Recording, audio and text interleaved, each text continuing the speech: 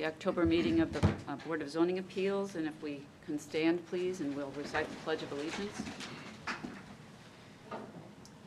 I pledge allegiance to the flag of the United States of America and to the republic for which it stands, one nation, under God, indivisible, with liberty and justice for all.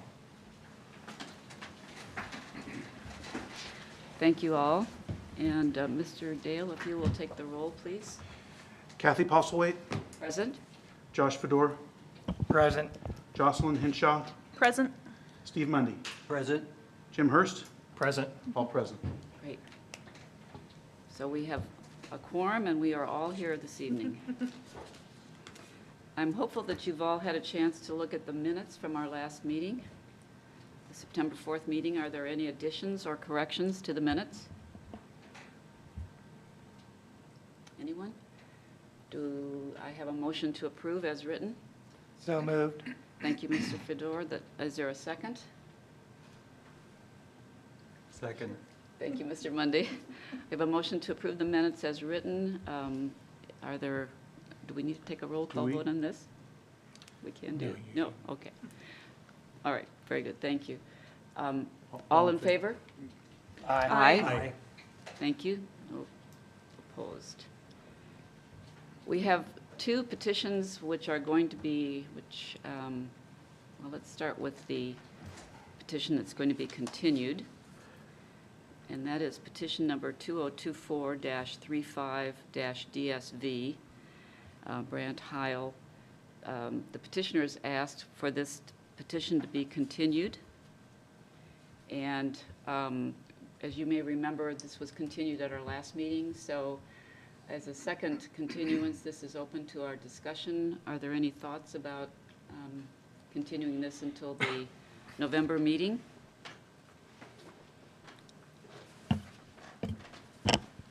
Any opposition? Well, I think it was, they did not have the petitioner present last time, so it was a representative who really couldn't answer some questions. And I think they may be waiting on that, but I think they may still be gone. I think they're traveling, and I also think their attorney is not present. So they've asked for us to continue to November. So. That would be more productive. Yeah. Any opposition? If not, then Chair will be happy to hear a motion to continue. I move that petition 2024-35-DSV be continued to the November 3rd? 6th. 6th, November 6th meeting. Thank you, Mr. Monday. Is there a second? Second. Thank you, Ms. Hinshaw. Any further discussion? All in favor signify by saying aye. Aye. Any opposed? Motion is carried. This will be continued to our next meeting. The motion is carried 5-0. Thank you. We have two petitions that are being withdrawn, and as you may remember, our current rules do not allow a petition to be withdrawn after it's been heard, and both of these petitions have been heard, had a first hearing here at the BZA. So we need to suspend our rules in order to allow these petitions to be withdrawn. And the chair would be happy to hear a motion to suspend the rules. So moved. Thank you, Mr. Monday. Is there a second? Second. Thank you, Mr. Hurst. Any discussion? All in favor, say aye. Aye. Any opposed? The motion to suspend the rules has been carried 5-0. The first petition to be withdrawn is, just a moment here, petition number 2024-33-DSV, that's RFPDI LLC. And the petitioner would like to withdraw. They are making some other changes and will no longer need the development standards variance. Do I have a motion to withdraw, allow this petition to be withdrawn? Move to withdraw petition 2024-33-DSV. Thank you, Mr. Monday. Is there a second? Second. Second. Thank you, Ms. Hinshaw. Any discussion? All in favor, say aye. Aye. Any opposed? Motion to withdraw is carried 5-0. The second petition, which is with the request to withdraw, is petition number 2024-37-DSV. John and Jill Sima. Madam Chair, Yes. I'm going to recuse myself from voting on this one, since I recused myself last time as Okay. well. I don't see a point in me having to vote on it anyhow, so. Let the record show that Mr. Fedora is recusing himself from this vote. Any discussion about this request to withdraw? I'm curious as to, it appeared from the letter we received that it had been resolved in a way that was satisfactory to the petitioner. I thought it was an interesting suggestion by the petitioner's representative, and it might be helpful for us to know Surely. what that decision was. Okay, Mr. Smith, would you like to? So if we can go in as deep as you want, okay, but I'll give you the The 30,000 foot. Yes, the 30,000 would be foot fine. view. Traditionally speaking, for us, we've always looked at flag lots as being a problem. And rightfully so, because we were trying to determine the width of the lot. And when you have a flag lot, the flag pole is the skinniest part. And we would always make the width of the lot, the calculation, the width of the flagpole, rather than the width of the flag. And we got into our zoning ordinance and, long story short, identified where the setbacks did not apply. Our zoning code specifically says the minimum setback requirements are not applicable to flag lots. And, you know, there's a whole trickle-down effect from that. But what that essentially allowed us to do was take the width of the lot, not from the flagpole, but from where they placed the building setback line, which in most cases, and which is the case for this petition, the building setback line is not in the flagpole, it's on the flag, the long width of the flag. And so using the definition of lot width, which is in our zoning ordinance, we were able to get a new calculation for width, which was the length of the flag and not the skinny part of the pole. And when you use the width like that, you no longer need a variance for 3-to-1 depth to width ratio. Again, we can dive off into it as deep as you want. That is the 2-minute summary of, and it's a relatively new idea, I will admit, but Mike and I are going to work together. We can put together some sort of director's determination, what we call it. Hopefully it'll be in writing and much easier to read than for me to explain to you here on a microphone in 2 minutes. But that's the solution we came to. We figured there had to be a way, you know, it's an important question, right? If you're asking somebody to get a variance for the width of their lot, you should be able to tell a person what the width of their lot is, right?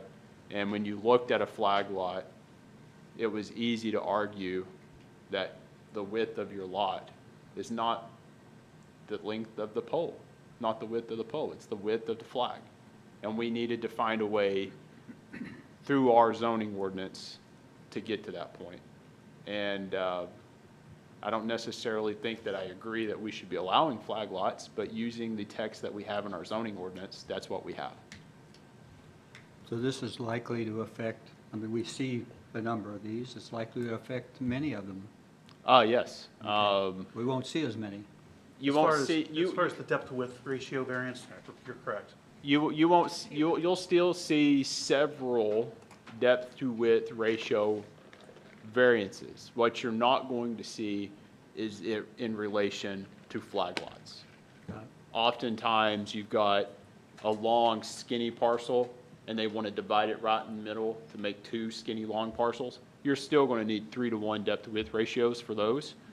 But hopefully, you won't have to deal with flag lot calculations anymore because we have come to a decision that we can now measure the width based off the flag and not the pole. Does that make sense? Perfectly, and Yeah. I'm very appreciative of that explanation, thank you, and also for the problem-solving that will make this easier for people. The great part is there's nothing in that determination that we can't quote from our current zoning ordinance. Right. So everything that we have, we can point to a specific section in the zoning code that's currently adopted. Otherwise, we wouldn't have made that decision, but it's on the books. Good, Thank you. thank you. Further discussion about this request to withdraw? And the chair will entertain a motion to allow the withdrawal. Do we have a motion? I move that petition 2024-37-DSV be withdrawn. Thank you, Mr. Monday. Is there a second? Second? Thank you, Ms. Henshaw. Any further discussion? All in favor, say aye. Aye. Any opposed? Motion is carried 5-0. Thank you. Oh, sorry, 4-0. That's right, Mr. Fedor. Thank you very much for the correction. 4-0. I don't know, Mr. Smith, I think I didn't allow you to expound on the other withdrawal. Is there something else that we need to know about the previous withdrawal? So the Ray Hall project in Right. general, when it came through Plan Commission, it came through as a PUD, a planned unit of development. And any deviations from the text that was adopted through that PUD, you really have two options. You can get a variance or you can do a text amendment. They originally came through wanting to just get variances from the language they created in their PUD. Through a course of different actions, mainly the signs changing and really changing at, inconvenient times, which were resulting in delayed BZA hearings and things like that. They've decided to apply, which they've already done, for a text amendment, which is, similar to a rezoning that's going to go through Plan Commission. So our Plan Commission members who, y'all guys can look forward to seeing that. They're going to be doing a text amendment change rather than a variance request. And that'll be coming through, I believe, in November, on the November Plan Commission agenda. But as long as the text amendment is approved through Plan Commission, no need for a variance because they can essentially what they're going to do is update the text of their PUD to reflect the measurements in their sign elevations. And so if you do that, you don't need a variance. So Good. Thank you, Mr. Smith. you're welcome. Okay, the next item on the agenda is continued business from the last meeting, and this is petition number 2024-34-DSV, Lisa Rollins. And Mr. Smith, is there additional information from staff? Not a lot of additional information, just to hit high notes here. You can see on the screen, this is a lot coverage issue. The standard allowed by our zoning ordinance is 20%. If you look at the existing house, the patio, coupled with the proposed addition, the calculation comes out to 27.15%. So the request tonight, if y'all guys approve it, would be to allow the petitioner to exceed the minimum or the maximum lot coverage of 20%. The number would go from 20% to 27.15%. Right. And if my Happy to mem- answer any questions you have. If my memory serves me well on the history of this petition, it was first heard and there were four of us and it was a tie vote, and so it was continued. That's correct. And then it was continued to last month's meeting, and then through Three various of us. circumstances, we ended up with 3 BZA members, Right. which would have required a unanimous vote from all 3. And so we requested, or the petitioner requested a continuance. So now we have 5 BZA have a full members, cohort. right? We got the whole crew. And so really not a lot to the, the meat and potatoes to the request. A lot has, it's pretty much the same request, just unique circumstances as to a tie vote 2 months ago, 3 members last meeting, and so here we are. And just one further thing, and that is that the staff report indicates, was originally indicated that it was 38.66% was being requested, and it's actually 27%. Yes, ma'am. So when we were doing the calculations, the numbers that were turned into us, I thought I checked them. I should have checked them. But long story short, I checked them during the meeting, which is not a great time to check the numbers, but I realized that they had calculated the total number of the driveway and the sidewalks, which we don't consider sidewalks and driveways in the calculations for lot coverage. And so I took that number out, and so now you're seeing the new number, which is 27%. Great, thank you. The petitioners here, if you would give your name and address for the record, please. Could I ask a question of Mr. Certainly, Smith? certainly. There is a deck and there's, I think, pavers, a pavered patio. I take it that there's no allowance for the fact that those are not non-permeable. Is that correct? Separate petition, but we had this conversation today. They still count as lot coverage. I've been trying to push on that idea some. I don't know how successful I am on pavers and that type of thing being counted as lot coverage. I failed again today on that discussion, but so it's currently calculated. It currently counts. There is no exemption for that. I think there's not a bonus or something for. So some in certain zoning impervious? districts, if Okay. you have impervious pavers, you get an extra 2% bump. That's not the case Pervious. here. If they're really pervious Yeah, pavers, yeah, not yeah, just yeah, yeah. pavers. Yeah, you get a 2% bump. Okay. Either way, you're at 27% here. So even if that was the case, which it's not, but even if it was, you'd only be at 22%. So. Okay, right, thank you, Mr. Smith. So now, Ms. Rollins, you would, Lisa Rollins, 4603 South Cobblestone Drive. So there were a couple of things that were raised at the first meeting that I came to that we didn't answer very well. I apologise, I actually didn't come very well prepared for that one. So I just wanted to go back over them. There was, obviously, when you look at the diagram of the garage extension, it looks quite large even from here. The reason for the request for the extension is that the existing property does have a 3-car garage. The depth of that garage is particularly shallow, especially with today's standard of cars, and I think we discussed the size of my family previously. It's not unusual for Zionsville, so we do have a large vehicle that has to get put into that car garage. So it realistically is only a 2-car garage. And as part of the HOA, we're not allowed to put any other external sheds or anything out. So all the bikes, all the kid stuff, you know how it works. In the others is in the 3rd garage.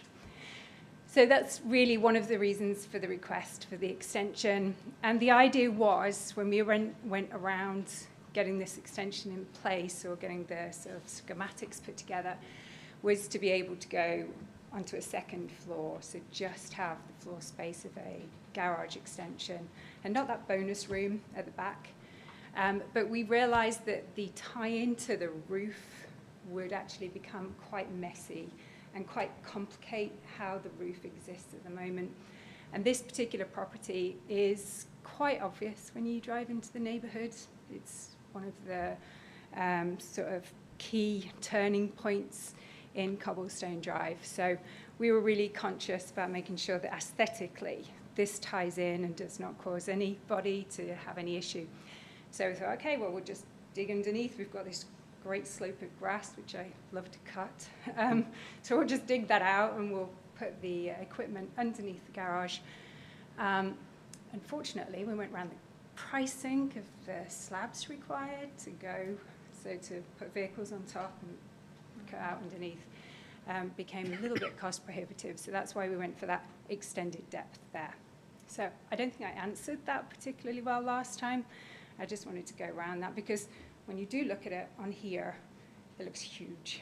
But the intention is not for it to be huge. We just wanted to make sure that we had something that was genuinely useful. And the depth of that garage has been planned at 25 foot rather than the existing 20 foot, so that we can get a full-sized vehicle in there and still open the back of it, which we currently can't do in the existing garage. So that was why it looks so big. So I apologise again for not being able to answer that the first time round. And then secondly, and I think probably the point we got stuck at last time was about the hardship. So in the couple of months that I've had to poke around on Zillow, there's a few price changes that have happened in properties around Zionsville, so they are coming down, which has closed the gap a little bit. But in order to stay within the Zionsville Middle School remit, I did manage to find one house that was reasonable, and it sat at the 1.25 million mark, had 4 car garages, and looked as though it stayed within all variance requirements, which some properties I thought were a bit. So I stayed away from them.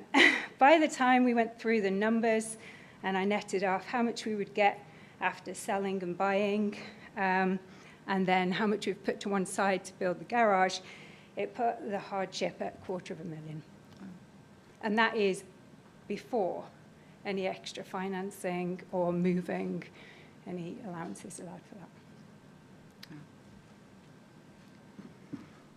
Questions for petitioner? I have a question. You partially answered it. This is a garage that, is it 42 feet deep? So the extension Yes. is 42 foot deep, yeah. Now, you could put a small school bus in 42 feet. Code, yes. So, since you're asking to go over the lot coverage anyhow, I guess an explanation as to what's the reasonable need for a 42-foot garage.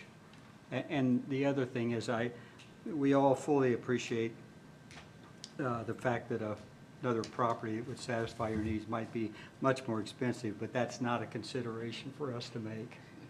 Okay, the 42-foot question first off. So the garage depth that we've requested is 25 foot, which would give us the full allowance to clear around the back of the vehicles and be able to open them, and to do like some of the larger trucks for future growth and use of the garage.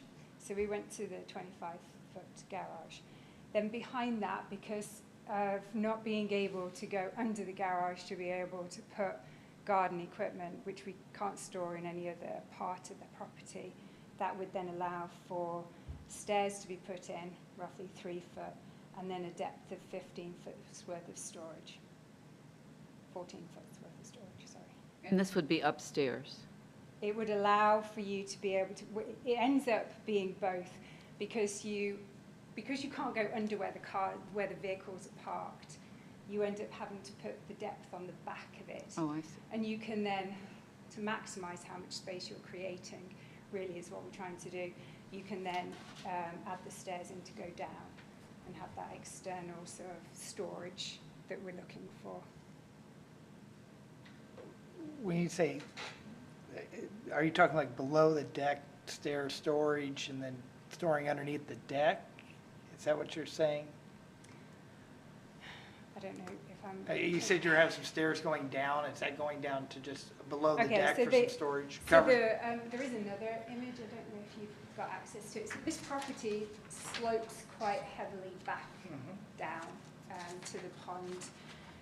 So what it would allow you to do is put stairs to go down from garage level down into what would be like, it would be internal storage, but for external use, if that makes sense. Dirty storage. Okay. At the back of the garage? At the back bottom of the garage. So It's that- not, I'm sorry, it's not an extension of the deck and then pushing lawnmowers underneath the deck, for lack of a better. No, you Push- can't. You can't put anything under the deck, unfortunately. So to be clear, of that 42-foot, because the schematic that was here showed a depth of 42 feet, of that, you're saying 25 feet or so is for actually parking the vehicles? Correct. And the rest is for other storage that would be essentially on a lower level than the parking area? Correct. Would be accessible because of the slope of the lot? Yes.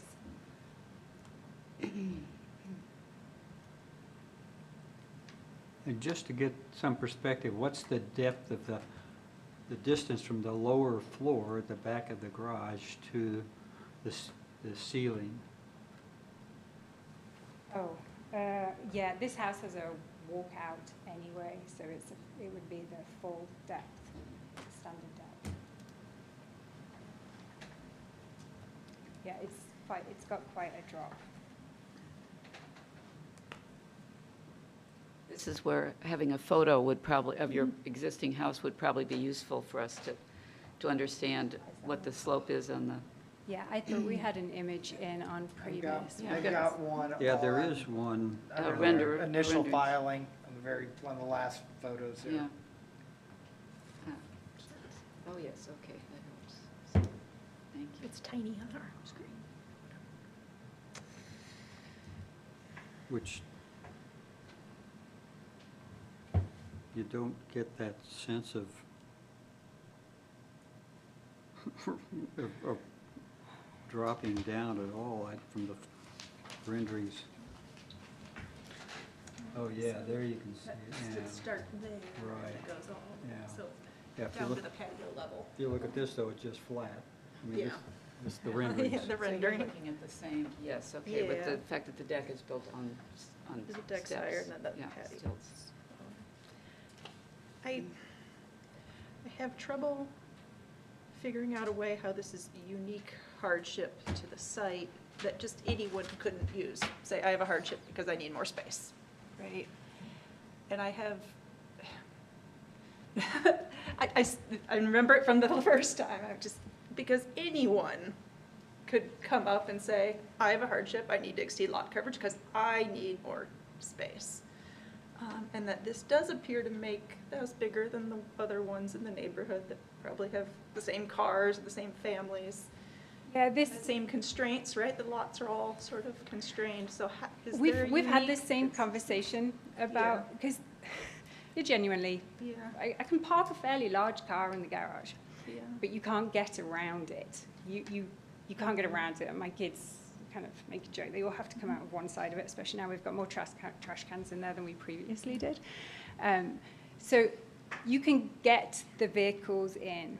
But for some reason, this model of house has a very shallow garage, because I drive past other people's, we have other friends in the neighborhood, and they can store more stuff in the depth of that garage, which particularly this model, given the size of the house, it is disproportional to the size of the garage and external space that you've got. And it's a question that we've had for a while with this one. And we now have, as I say, 3 kids rattling quickly up. So we want to be able to continue to use the property to its full potential, and this would allow us to do that. And so in looking at this photo, have you considered perhaps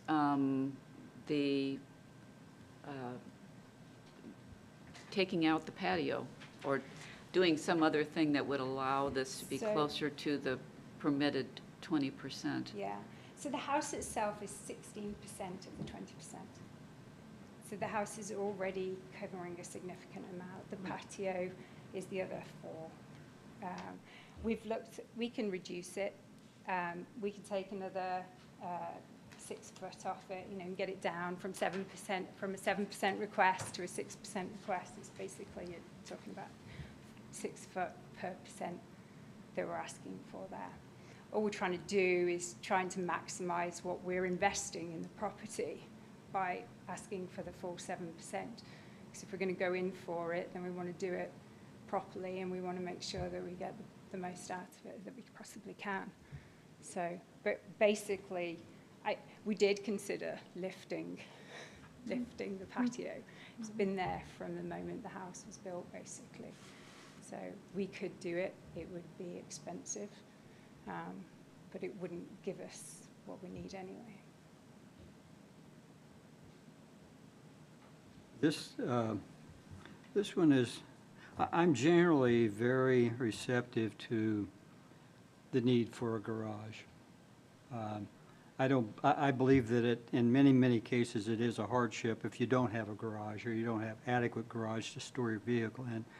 But you already have a 3-car garage.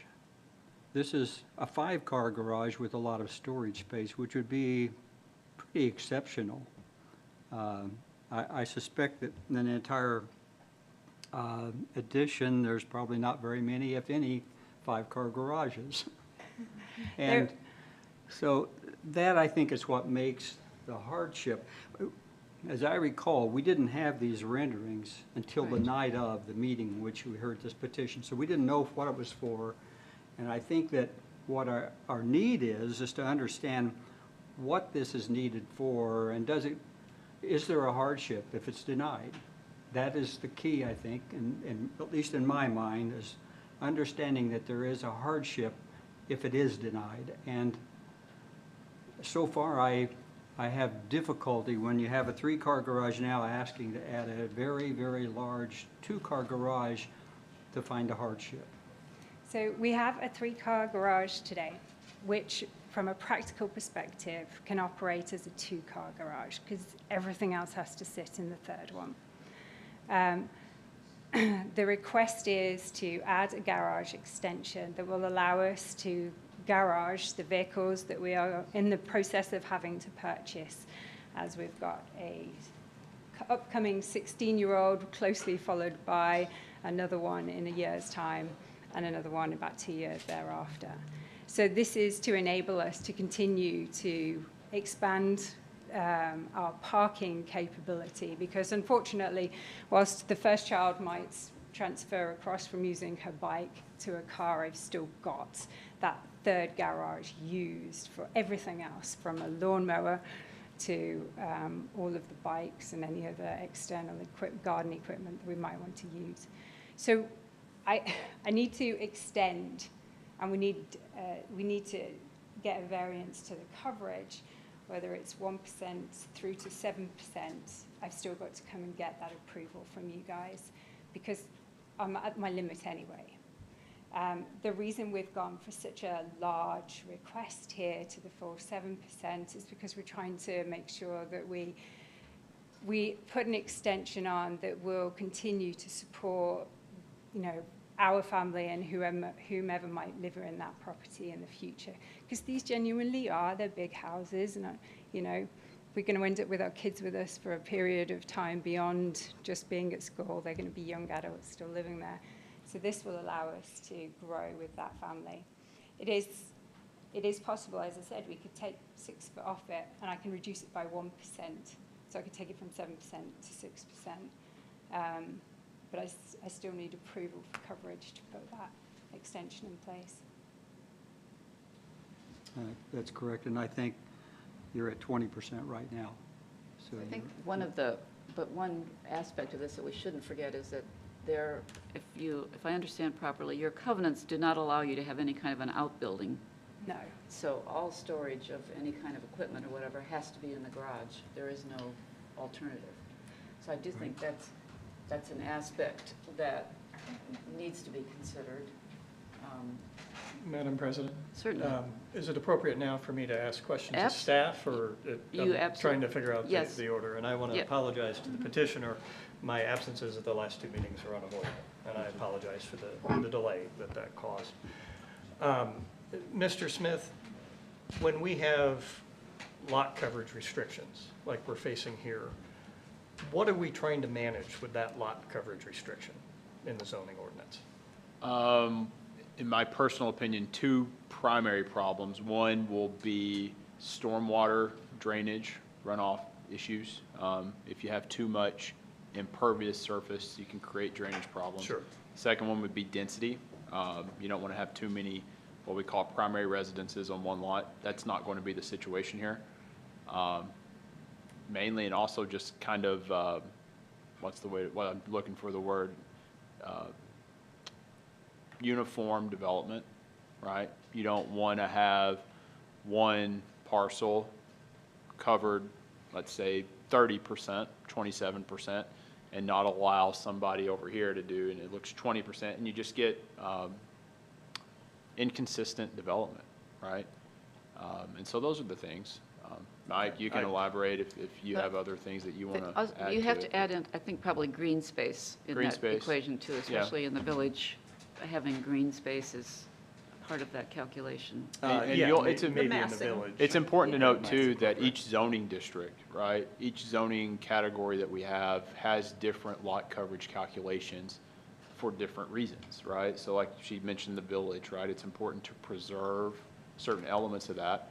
Green space is an important part of that, right? So in certain districts, you can go as high as 35% lot coverage, add the 2% extra rule that you have for the pavers, the impervious surfaces, and you can go up to as far as 37. Unfortunately, her zoning district doesn't allow that. And staff doesn't have the flexibility to be like, well, if you was this zoning district, you could go up to this number, right? And so we're just gonna make No, an exception. So, I. hope that answered your question. Well, I think it did. And I cheated because I didn't live that meeting once. I've lived it twice because I've watched it twice online, so I've gotten to think about this quite a bit. If their lot was 7/50th of an acre larger, they could just do this.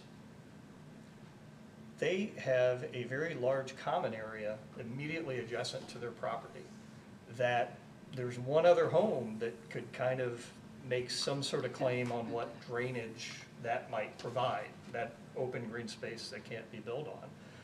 And so when I look at this property and I think, okay, what's unique about this that our zoning might be causing a hardship, an unnecessary hardship, and I'm leaning to, in this case, the fact that there is unbuildable, open, and pervious ground immediately adjacent to their property.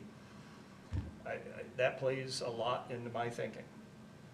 And when it comes to drainage too, just to elaborate on that, without, again, diving into the weeds, but from an engineering, all that standpoint, there's a section in the code that essentially says you can't make it worse on your neighbor, right? So whatever y'all's outcome is when she does apply for a building permit, there will be some sort of, mitigation that if it does increase that, that our engineering department and all that stuff, stormwater will handle. So it's not like an approval here is going to exempt her from having to address any problems that she might create for a stormwater standpoint. She would still have to address that, but that would be at a different stage in the development process. That statement was just, why do we have lot coverage? That was the question. Yeah. That was the response to that, but it doesn't mean that, if this is approved, that you wouldn't have to mitigate that to some degree if you were to increase a problem on your neighbor. You'd still have to mitigate it. We would address it later on. So if I may just take a minute, I want to ask if there's anybody else here who would like to speak about this petition, either in favor or in opposition. Please, if you would come to the mic and identify yourself, please, your name and address. My name is Damon Strickland. I am at 4604 South Cobblestone, quite literally across the street. A couple things that I wanted to know is, first off, I'm fully in favor of this. I'll state that right now. The builder that is going to be building the Rollins home, or the addition, is the same builder that just added a garage onto my place across the street. You mentioned, I believe it was Mr. Mundy, you mentioned there are few, if any, homes in the neighborhood that have done a larger garage. We are now at 6, and at least one more planned, plus this one potentially in the last 2 years, potentially 3 years. Mine finished at the end of last year. I have gone from a standard 3 to a very large 5. I added a 3-stall onto my existing 3-stall, but I covered up one of those, and I went up because my roof line was not affected. As Lisa has pointed out, the roof line issue has a aesthetic impact to the neighborhood. And that's the reason why they have made the plan to go back instead of up. It's purely a neighborhood thing. As I believe you mentioned as well, we have no outbuilding capability in the neighborhood at all. Everything has to be attached. And so given that, the garages that I've seen, mine actually is the only one that has done 3 to the side in an L shape, much like this. But again, I went up, and so I did not have to get a variance. I think I am now at 20%. I am across the street. I will be one of the largest impacted homes in the community. I'm fully in favor, given the design, given the plan, given the builder that I know is going to be doing this. He's expensive, but he's incredibly good, and the neighborhood will benefit, I believe, from this more largely. So in terms of a hardship, I can also attest to the fact that a 600 square foot garage is not that big anymore. And it is, I have 2 kids, my kids are in college now. I have now added on an additional 800 feet, so now I have a 1,400 foot garage. It's wonderful, it's fantastic. But that 600 feet, 30 foot by 20 foot, does feel snug when you start adding in bicycles and garbage cans and things like that. Again, we have no ability to put those anywhere else. And so given that everything is in that garage, it is a bit of a hardship for families larger than probably 3, especially when now you add a 3rd and even a 4th vehicle down the line. So just, that was one comment I wanted to make, just in pure favor of this plan, of this project, and with this builder, as probably the most impacted house in the community. Thank you. Thank you very much for your comment. I have a question, if you would not mind answering. Did you have to get a variance to No, add your I did garage? not, because I went vertical. I went up. My roof line was not affected aesthetically. The design of our roof line did a saddle and tied into the back of my garage. Where this garage is, it is actually going into the 2nd story. Mine went into a single-story garage attic line. So a simple saddle was all that was necessary. So I was able to go vertical without any impact. I did not need a variance. Okay, thank you. And is there a covenant and restriction? Do you have to go through an architectural review? It's been 2 months, so I don't remember if I think you said you already had the approval? They have HOA approval. Okay. Yeah, the ARB approves everything, and this one was approved as well. Thank you. Someone else who'd like to speak, please give your name and address for the record. Speaking of Architectural Review Board, my name is Tom Thompson. I live at 8855 Stonewick Way in Cobblestone. I'm the chairman of the ARB, and the Rollins have submitted their work to us 3 months ago, and the board approved everything that was submitted. The covenants do specify that it has to be attached, it has to be cosmetically appeasing and matching to the existing structure.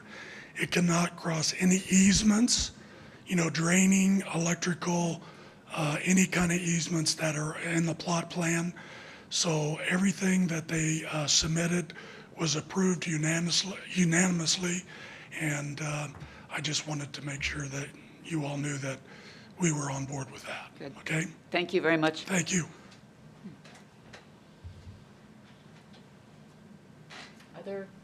Any other comment?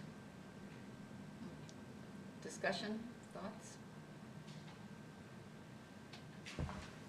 You're way down there at the end. You get penalized when you miss meetings, I've learned. No, I take Mr. Smith's comments seriously, but there is a bunch of open space right next to this property that, to me, does play into how we should, or certainly will play into how I think about this variance request. I appreciate the need for the garage spaces. It's just all of the rest, right? It feels like you went for as big as you can possibly need instead of trying to get as close to the requirements as possible, right? And we see both approaches from people. Some people will tear out the patio, we'll do everything, and they try to get as close as you can, and it took the opposite, right? And so I see the hardship for the extra garage spaces, but you are asking quite a bit in excess of just those garage spaces. And you need some garden things, but there's also 3 other bays, and they're shallow for a big vehicle, but not for a mower, right, and things. And so I wish I could take other surrounding lots into account, but that's not necessarily sort of how I interpret the rules, right? I want to interpret for each individual lot, so I'm not quite ready there, sorry. Other comment, other thoughts? That's a lot. Again, I'm usually supportive of garage space, even when it's not immediately needed, and maybe even excessive. I too have much more garage space than anyone needs, but my fear is that it is the whole element of this really does not meet the requirement of an unnecessary hardship, should it be denied, I think. It's a desire, but I generally find my own justification is that the automobile is generally the second largest expense that a family makes, and so keeping it inside as an asset makes sense, but probably more importantly, just the safety factor that you can pull into covered space, go into your home without going outside. I think there's a safety element there. And that is generally my rationale in my own mind as to why garage space might be needed, and the potential for an unnecessary hardship with denial is just that, the safety factor, and to some extent the protection of an asset. But mine is generally a warped view, I think, on that matter. I wouldn't say, but. I still have struggled with the hardship like I did last month, or 2 months ago. I just looked up what a full-size pickup truck is in length. You're at 20 feet. So you're at 26 foot in garage space, plus the room in the back. It's big. And I understand needing the space, I completely do, but this is big. And I'll go back to, like I said 2 months ago, I don't see the meeting the hardship qualification. Well, I think, from my point of view, I guess I can see what you're talking about with hardship with regard to where you put the storage, the ability to have a storage place, since you have no option to be able to put something out detached from the garage or from the house to store equipment, which, as you're talking about bicycles and lawnmowers and all of those things, I understand the need for space, and those are things that even if you could put something outside, you may not want to have sitting out in an unheated, weather affected space anyway. So I am struggling much less with that. I do understand the thinking that if we're going to do this, we want to make sure that we're not underdoing it, so that 2 years from now we're asking ourselves why we didn't do something that will be more useful. I understand that. So I guess I'm struggling less with the hardship element than I think some of my colleagues here. But yeah, my take on things. So are we close enough to have a motion, or we still want to discuss some more? What are your thoughts? Unless there are some relevant facts that have just not been brought up, I'm not sure where we'll get with further discussion. Right.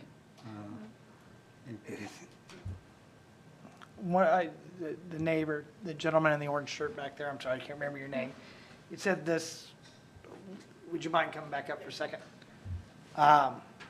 You said this is an important lot when you pull into your neighborhood. With the photos we have available here, I'm not kind of seeing how that, basically, they're going one story instead of 2 stories. And the reason being partially is because the aesthetics coming into the neighborhood. Okay, so if you were to actually, from this view, if you were to go to the right, or straight down this street, and stop here, if you look to the left, now that is my driveway, and where that empty space is now, there is a garage next to that 3-stall. And so, in fact, I think at this point they were building, if you zoom in, they're digging the foundations and the footers now. So literally across the street, I have a flat lot.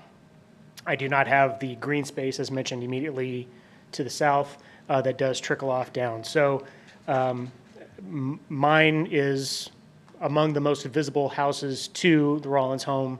If anyone would be affected negatively or positively, it would be probably us and neighbors surrounding. Given the green space next to, this would have an aesthetic positive impact because it really is not a factor on the green space on either side. If you scroll back down, you can see on the other side, there's the green space there. None of that is developed, and that is wide open space that does then go down in the back to the retention pond. When you come down West Cobblestone, that's basically the view you have is of that green space. It's only when you turn the corner then do you see the homes. So as I'm across the street, and as I mentioned, there are now 6 developed, 2+ additional stall garage, with 1 in development, and then this one being the petitioned 8th.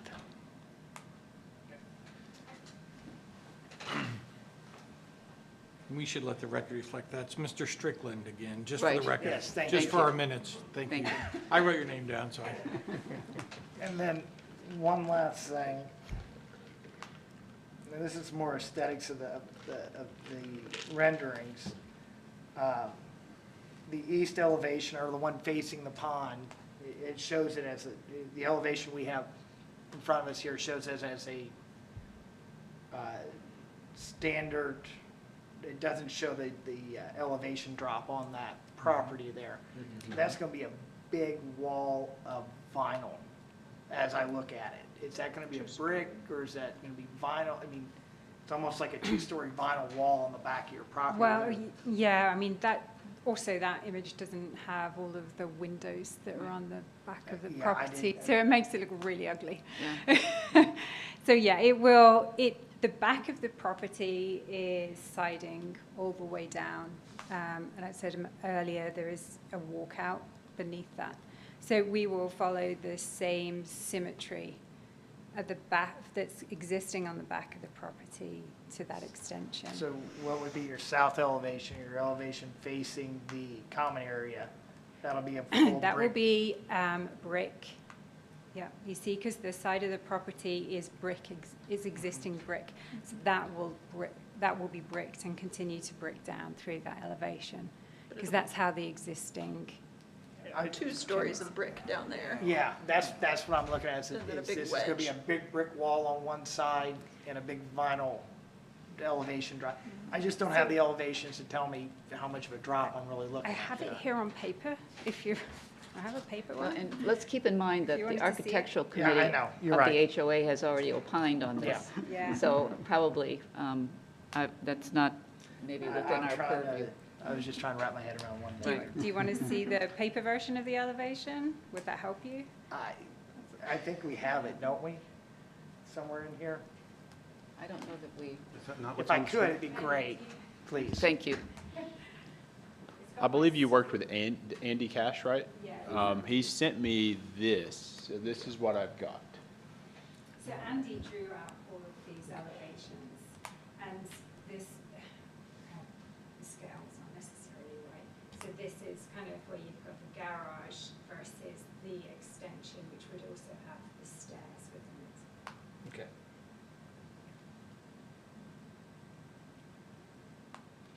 It's a very good drop in elevation there. It's great. So, all right, thank you.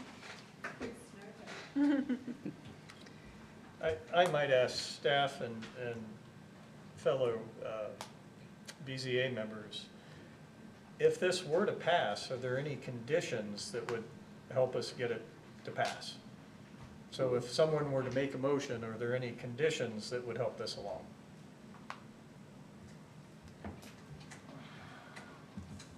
I don't believe so unless we wanted to reduce the size or something like that. I mean, the topography, we're not going to change. There are times when, conditions are placed upon the approval, but I guess I don't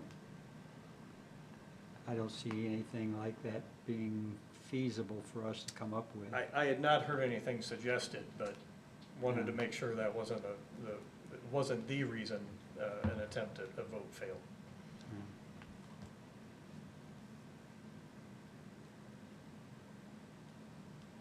Madam Chair, if you'd like a motion, we can at least see Okay, where this gets us. all right.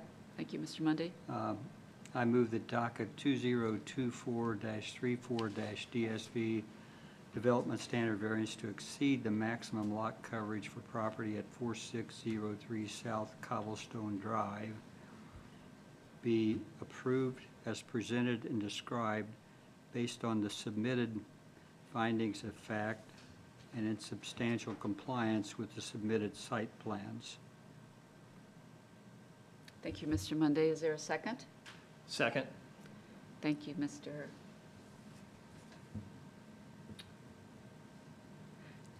Hurst. Thank you. Just, Only got the first name either. yeah. That new guy to my right, that's fine. Further You discussion? miss a meeting. No, it's more a function of my No, cognition than anything else. It is quite all right. Any further discussion? I think we will ask Mr. Dale for a roll call vote, if you would, please, on this one. Steve Mundy, Aye. Jim Hurst, Aye. Kathy Postlewaite, Aye. Josh Fedor, Nay. Jocelyn Hinshaw. Nay. Motion passes It's 3 to 2. carried 3 to 2. So good luck with your project.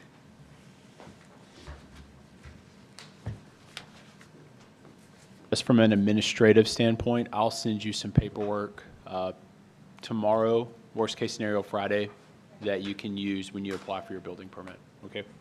And thank you for your patience.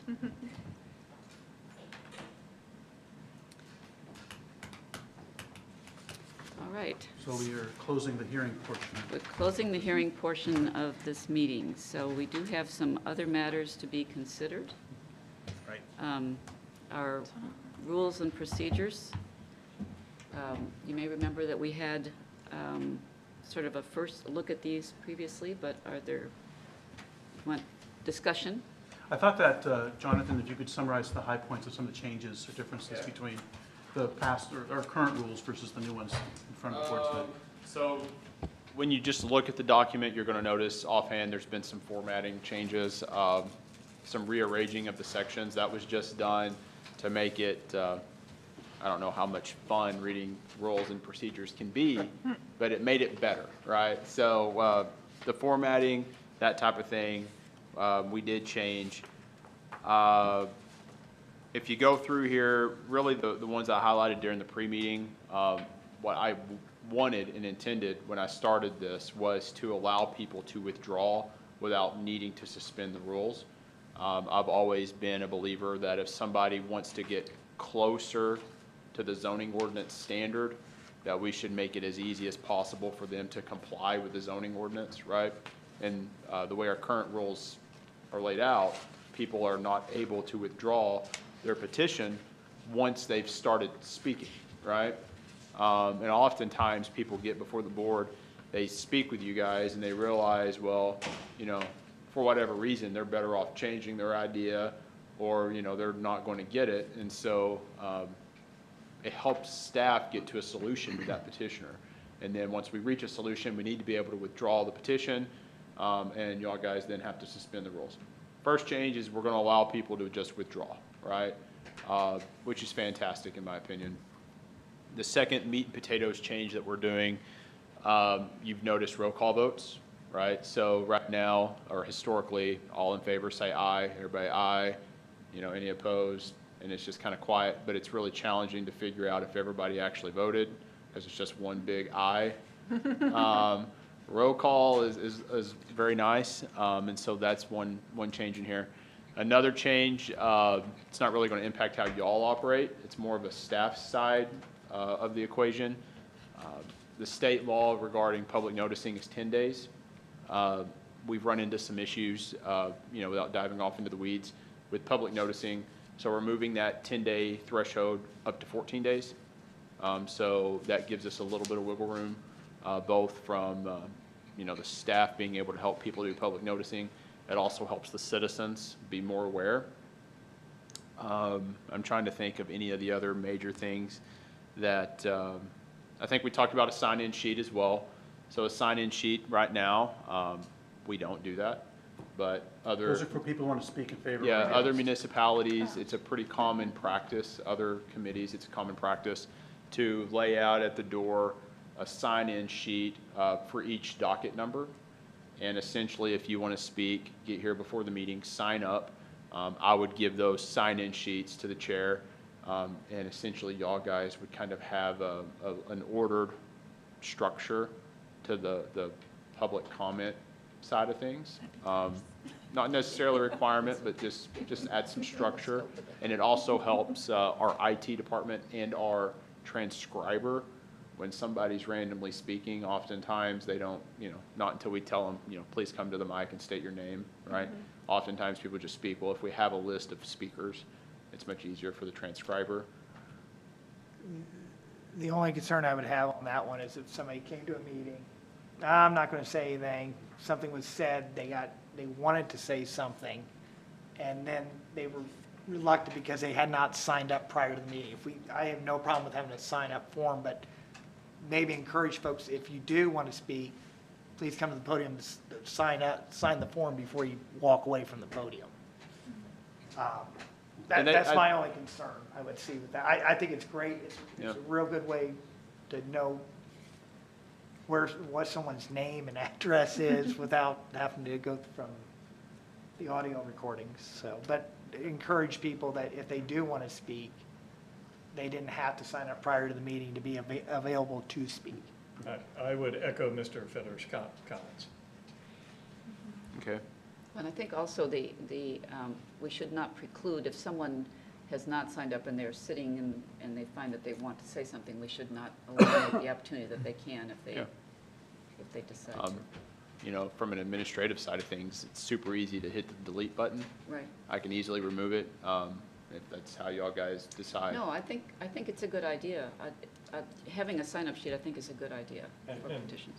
to Josh's point, if the sign-up sheet moved up there for the people that decided later they wanted to Right. speak and they could Oh, sign yeah. up then, Yeah. Right. you would still get your record, we would still permit anybody that wished to speak a chance to speak. Right. But you'd have The, a sense of how many people were going to speak before you got to Right, them, which which would could be help. helpful. I Even mean, if an that I extra did one or two like. jumped up Yeah. there, it would be really nice. Oftentimes, it's a very sparse group, as you saw Yeah. tonight. But there are periodically occasions in which it's a larger group, and it's hard to I am know of aware. those people, how many want to speak and how many are Yeah. just spectators. So this would at least give us a sense of, there are 10 people signed up, and so, So you've each got 2 minutes and keep going. Yeah. And not, go. Do the plan commission members know? Yeah, we About know. large crowds. yeah, yeah. Jonathan, was there anything else? A couple other, it's not going to impact, like I said, y'all's, but just for the record to note so that people know that it is in the, if they ever watch this video and they want to know, we're proposing, currently with public noticing, we only do the adjoining properties. This proposal is going to expand that to 2 owners deep or 660 feet, whichever's less, which is a standard practice, again, among other places. We don't do that. Now we're asking to do so. Again, it's never a bad thing to do too much noticing and to notify as many people about what's going on as possible. That's a change. The other thing that might impact you guys, if y'all have noticed, and I'll give credit to Jody from Plan Commission on this, I copied a lot of it from her, but we're proposing, actually, we put it in question marks for y'all to look at, of reducing, right now petitioners get 15 minutes, and I know there has been some discussion about trying to convince people to present their PowerPoints ahead of time. Maybe instead of giving them 15, let's consider giving them 10, right? It's highlighted in yellow with question marks beside it. So if y'all guys want to see it at 10 minutes, we can easily make that change. Really, the whole point of this discussion is not to get these approved tonight. It's to get the expression on your faces when we start talking about this stuff to kind of know how much work I've got to do tomorrow on this So you're going to document. be watching the video to see But- what. Yeah. Our facial expressions are on the public record, huh? And so, I would say, Jonathan, there are moments when 10 minutes would be really wonderful. But I think there will be a learning curve for petitioners, particularly when they're represented by legal counsel, for Yeah. them to be concise and tailor their message a little bit more specifically. So I don't think that will happen instantaneously.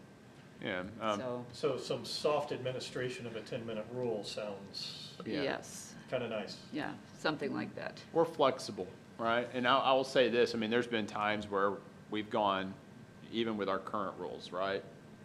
We've been very lenient on letting people Yes. talk and expand, so. Yes. I mean, just because there's something written in our rules doesn't necessarily mean that you as the chair are going to, force somebody to stop speaking, right? It's really at your discretion. Well, I do think the idea of having PowerPoint, the materials presented in advance for us to look at before we get here, is still something that I think would be a really good idea. And I think if they would understand that that would be useful, that would help them in presenting their materials, rather than waiting until the day of and then flashing them on the screen and hoping that we get it. So, Two other points I'm going to make, and then I think I've got my feedback, or at least gone over the highlights here. The first one is on the day that we meet. Last year, I was looking at it when we had to postpone or change meetings. The only time we changed a meeting was, I think it was spring break, which is April. And we tried to push it back to whatever our rules allowed for the second option. The second option, if you can't meet on the first Wednesday of the month, option B is we meet on the first Thursday of the month, right? But if you're gone on spring break, that doesn't really give you any options, right? So maybe amongst the board, let's try to find like a good time for like a second date. Since really the only time last year we did this was during spring break when everybody was trying to go on vacation. We couldn't meet on Wednesday because everybody was gone on spring break. And then the next day, we couldn't meet either because everybody was still gone on spring break. So just a thought on that. Maybe we pick a different day of the month. If we can't meet on the first Wednesday, pick a different day that's not the same week. Or perhaps, as you suggest in the next line, allowing the chair to set a date. To set a Adding date. language for that. Yeah. That would seem to solve that. Yeah. The other thing, electronic meeting policy. This is more of a planning commission thing that I took from out of their packet as well. The electronic meeting stuff really came around because of COVID.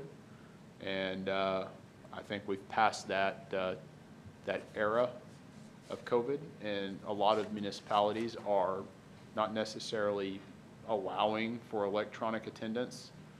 If y'all guys want to eliminate that, we can. If you want to keep it, we can. But that's why it's highlighted, is just to circle back to it.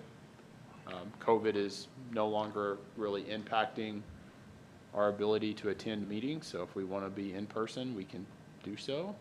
Or we can continue to allow electronic attendance, but that's why it's highlighted. We have had a few instances where a board member was out of town but could join, and sometimes it doesn't matter, we still have a quorum, but if we only had 2 or 3, the ability to have a 4th or a 5th join us electronically, I think is still worthwhile, not preferable, but worthwhile to have that provision. It is difficult to have anyone be the presenter, right, or comment from attending online, but it is probably a very nice option for people to be able to listen, right? If Yeah. their spouse was here and they couldn't, at least they could hear, and feel like they knew what was going on. And so if it's not a lot of trouble, I'm pretty in favor of just having the option. Yeah. and I think. I had to chair a planning meeting that was all virtual. That's taking it to one extreme. These generally, it's not like it's an every month we have somebody who's trying to log in, and it does legitimately takes a little bit longer to let the meeting flow, someone loses access, et cetera, but it's not like it's something we're abusing or it's being abused at this level right now. I think it's fine, and as I look at the dates for next year, we have a meeting on January 2nd, July 2nd. Those are dates that are going to be, someone's going to be out of town. Right. Yeah. I would say, though, I don't think we need to allow, can we do this? We don't need the public to be able to do, or I would like to see where the presenters had to be here. And that's very difficult to have a presenter out there in the virtual world. And trying to understand, it gets challenging. It's one thing, it's one of us, it's zooming into the meeting, but I think in the past, when we've had somebody who has been a petitioner, they have been there to answer questions, and they've had somebody in the room. okay. And that, this is a person who, can field questions as needed, but, I mean, trying to present something from a distance is, not optimal. Yeah, I'm not really for that. It's challenging for us, it's challenging for them. Right. Mr. Taylor, in Indiana, does a remoting in board member count towards the quorum? No, it does not. So it doesn't solve the quorum issue? It does not. It did during COVID, then when we came out of COVID, Right. the legislature changed the rule and said, well, we kind of like that flexibility, but we want people to attend the silly meetings. Yeah. So they changed the rule to say that you must have a quorum physically present, and if you do, then, and only then, can members participate remotely. And the other thing, the old rule, you could log in and watch, but you couldn't speak or vote. So during COVID, they opened that up, and then, so currently the rule, which is referred to in here, says you have to have a quorum physically present, and then in your situation, 2 members maximum could be remote. I like remote participation. I'll tell you why. We've seen this on the Plan Commission a few times, but we do lots of training, you have lots of experience, you have valuable input. I think we're better as a board if we have everybody.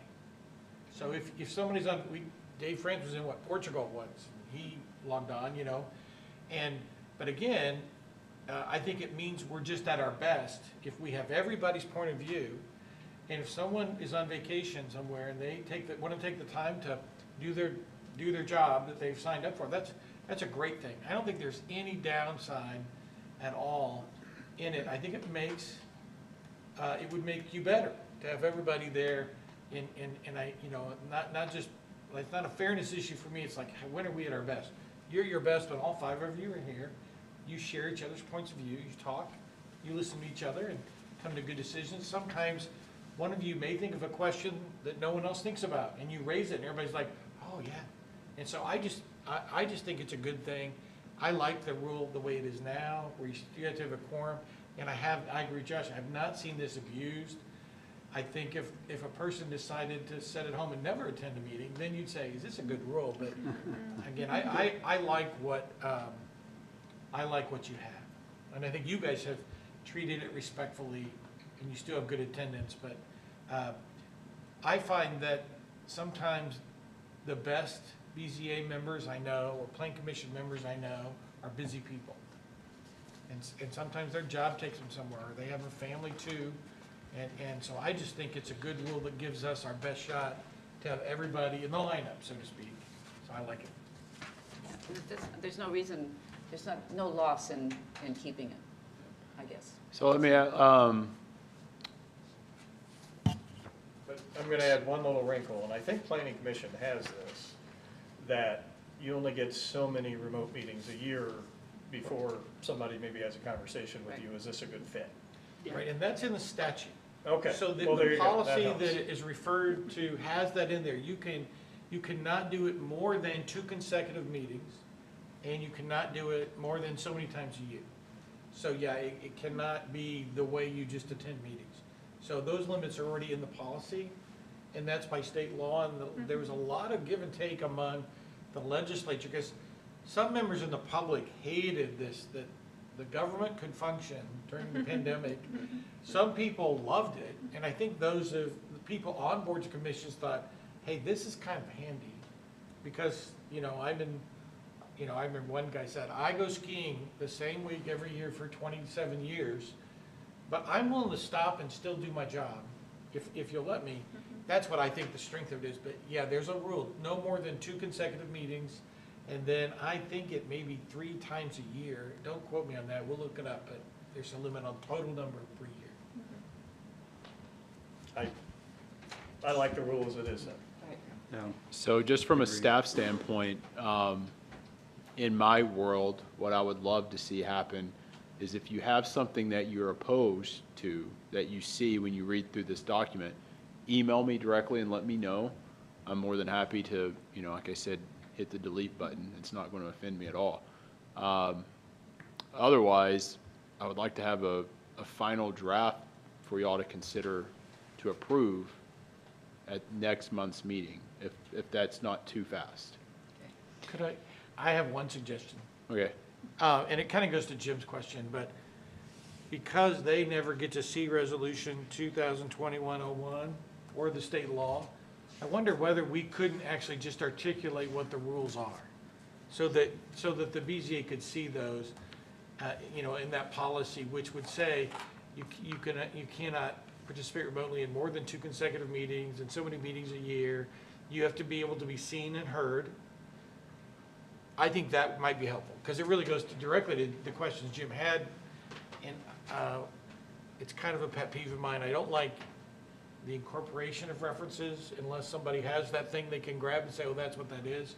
So we have a great opportunity to maybe just expand that and say what the policy actually is. Right, I think that makes sense. Everybody Yeah. understands it that way. It's Without, it's permitted, but these are the they don't have to call the lawyer, Right. get the rules. Good. Just so you don't have to read my face later, because I'm sick, so it's probably a bad face and it wasn't supposed to be. The notice to affect property owners, that's increasing it modestly. Honestly, it could even be increased to the next 3, but it always seemed like just the immediate ones was skimpy, frankly. Yeah. There was a cost associated for a long time there with certified mail and the hassle with that, Yeah, but we're not but- doing certified mail anymore. Or what we're not doing where they have to sign for it.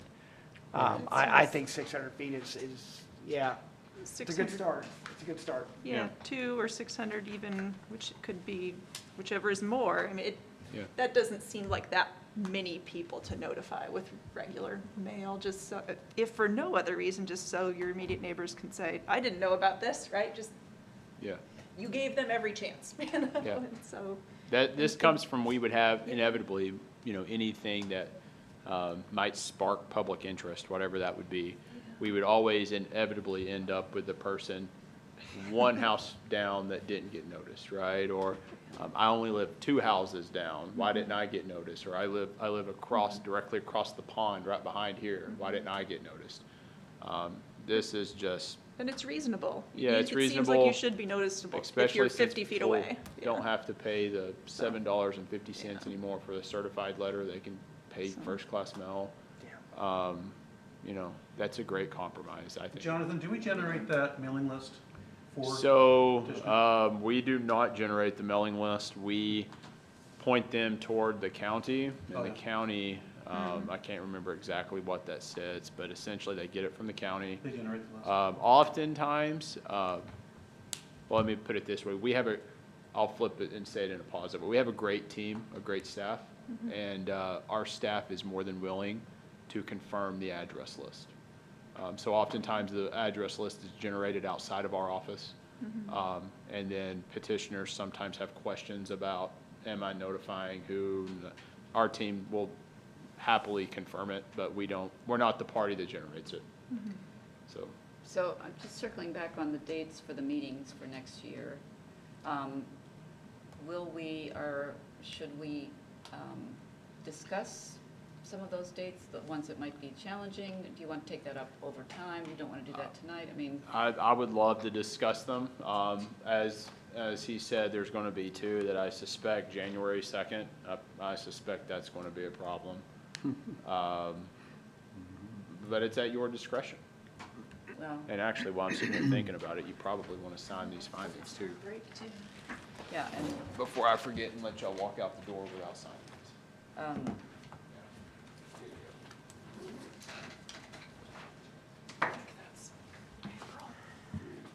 the other thing we have on our agenda is the election of our vice chair, so. Did you not do that last time? Yeah, I think, Oh. thank you. If they voted no, does everybody I have to don't sign think so. it? You're not going to give him the option. There's really, there's There's really no no doesn't doubt matter. about it. Like you're If in. you have it set up with all their names under just their vote, then the people who vote in the affirmative side. So do I sign or not? No? If No. you voted no, then no. Yeah, that's what I thought. Sometimes there are dual columns, an aye side and a nay side, but if it's just that, then you do not. Gotcha. So, one other question, Jonathan, because when we talk about changing these dates, we also need to be mindful of what else is happening in this building, and because in the past, trying to find a date that works for the board members, but also has the room available, and there are other parameters, right? Yes, ma'am. So, How about we give me a month to figure out days that are open. We have a lady that handles our schedules. Let me get with her, and I can identify 1 or 2 open slots okay. specifically for the January 2nd, and I I think you think- said the July 2nd. January 2nd, July 2nd, and I think possibly also the April 2nd, That's school Yeah, that's spring break, that's spring right. break. And Okay. The that's also, September meeting could be a September problem. is not the greatest. 2 days after Labor Day. Yeah. oh, so, September. Yeah. So January 2, April 2, July 2, and September 3. Yeah. Not picky at all. We'll, People really travel the whole we'll week of figure the it out. Labor Day week, though? No, yeah. I mean, frankly, I do, but most people I don't. You mean to people like other people Well, besides? An I extra didn't day this or year, two. but, Right, it's So- Wednesday. You'll bounce back with some possible options, okay, and then we Yeah, can. and I'll email you so you're aware when I find out, so you have plenty of time to think about, Okay. whatever you want to think about. Okay, whatever I want to think. Yeah, whatever that is. I'll give you as many options as I can. Appreciate it very much. And there's one other item of business, and that is to elect a vice chair. We had provisionally elected Josh as a vice chair, and he said it was provisional, but, provisional is like, Yeah. You're I'm in. here, I don't, Only 2 months left in the year, So- John. yeah, if somebody would nominate me, I'd be more than happy to serve. I nominate Josh for Okay, to be we have a vice second. chair Second. for 2 years. Any We'll just get this discussion? out of the way. All in favor, say aye. Aye. That would be 5, carried by a vote of 5.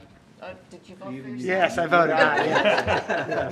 Zero. Thank you, everyone, Okay, very By much. the way, Josh, I do need to tell you that I'm going to miss November's meeting, so, Oh, You're up. yeah, I'm used to that stuff. Dave does this to me all the time. no problem. Let me guess, there's 50 things up for Oh, November? I think you said there were 15 or 20. Okay, yeah. So we got 7 new ones, I believe, and then the 1 continuance. So there'll be 8 No, I action I feel items. really guilty about that. I'm talking about the planning meeting with the Well, South Village. Oh, yeah, yeah. Was there a vote on the calendar? A vote has not occurred on the calendar, but I don't think we want one No, yet we because will. there's 4 dates that Okay. are going to have to be rescheduled So possibly. maybe what you would do, if you would send around the options, and then we can all get back to you on whether we're available and see what the best Yeah. availability is for those options Yeah. for each And- date. Just so y'all are aware, I'm starting to send y'all emails blind copied, right? As opposed to just sending it to all of y'all because my concern is somebody inevitably is going to hit reply all. And so just to avoid that, I've started blind copying everybody, but just know that if you get an email, oftentimes, if not every time, everybody's getting it. I'm just trying to prevent a reply all and having any problems pop up. Good. Any further, This is not a suggestion, but just for the 4 other board members, we've not always met on Wednesday evening. As a matter of fact, we changed to Wednesday because the new appointee was tied up on Mondays, which is when we used to meet. So, that, if Wednesday doesn't work for most people very well, it can be changed, or it has been changed anyhow. well, that's good to know. Yeah. And the other thing I had, and I'll ask Dan, and maybe this is just a side conversation, but we all got copies of the residents' remonstrance against the approval of a petition last month. And I will admit that they were largely right in that when I made the motion, I included findings of fact by the staff and staff support, and that was not the case. But my question, I guess, was, you know, when we are approving minutes of the meeting, it is what was said, not what we should have said or meant to say in many cases, I guess. That's Right, correct. in your case, your minutes are a transcription. And so, I actually review them, as you should. If you believe the transcriptionist did not transcribe what you said, that's our focus. Or sometimes there's an omission because she couldn't understand what someone said. We seek to clarify that. But because of the way you do it, we just are saying that transcription is accurate. Now, some other bodies use a summary, and someone actually just listens to the tape and then merely reports the action taken, which is what the law requires. It's really, it could be as simple as, we heard this case, this was our vote. That's what's, and who attended. That's all that's really required. You are very transparent. You put your entire record. And so, if someone says that someone should have said something differently, that's fine, but that's not what we're approving. We're not approving that. And we're also not reapproving a decision. We're simply saying that reflects what was said, the transcriptionist did her job correctly. There's no way we could be more transparent than we are being. And so I wouldn't worry about it. Okay. Right. I And in thought that fact- was the case, but I trust your judgment on that. If there's nothing else, welcome. We're glad to have you with us. Thank you, We'll glad to stop finally be here. penalizing you Yeah. for the fact that you missed a couple of meetings. We're over that, so we're looking. Well, that's good. No, we're looking You can forward. dock my pay. No, It's we're fine. looking forward to having Only you got with one us. left for the year. So, thank you all, and I guess we'll see you in November. Meeting's No, adjourned. no, we won't. Hope you're going someplace fun. Well, actually, I'm doing.